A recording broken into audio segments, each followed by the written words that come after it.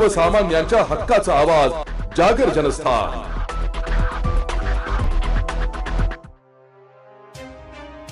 डोंगराळे गावात 4 वर्षीय चिमुकलीवर एका नराधमाने अमानुष अत्याचार करून जीवे ठार करणाऱ्या दोषी नराधमास जलद गती न्यायालयात खटला चालवून फाशीची शिक्षा देण्याची मागणी रयत सेनेच्या वतीने दिनांक 20 नोव्हेंबर रोजी राज्याचे मुख्यमंत्री यांना चाळीसगाव तहसीलदार यांच्या मार्फत करण्यात आली आहे।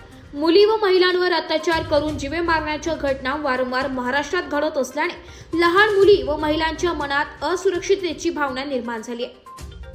महाराष्ट्र जय जवान जय किसान, जिल्हा नाशिक, तालुका मालेगाव या नगरीमध्ये डोंगराळे गावात एक अमानुष प्रकार घडलेला आहे। एका 3 वर्षाच्या मुलीवर बलात्कार करून तिचा जीव घेतलेला आहे।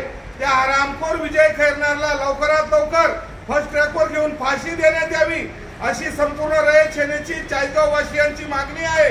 मी संपूर्ण त्रिदल सेना रयत सेना यांच्या वतीने नाशिक शासन प्रशासन यांना विनंती करतो की आपण स्वतः सांगतात की नाशिक जिल्हा कायद्याचा बालेकिल्ला, या बालेकिल्ल्यात जो अमानुष प्रकार घडलेला आहे हे खरोखर महाराष्ट्राला काळीमा पोचण्यासारखी घटना आहे।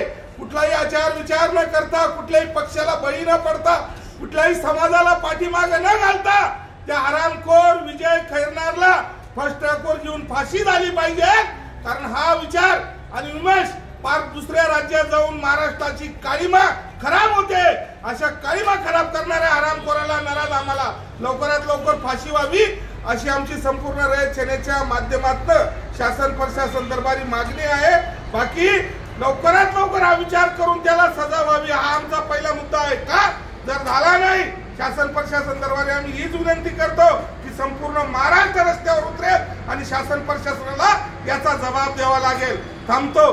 जय हिंद, जय महाराष्ट्र, जय शिवराय, जय भीम, जय संविधान। जागर जनस्थानसाठी प्रतिनिधी सुजिला लाडपे, चाळीसगाव।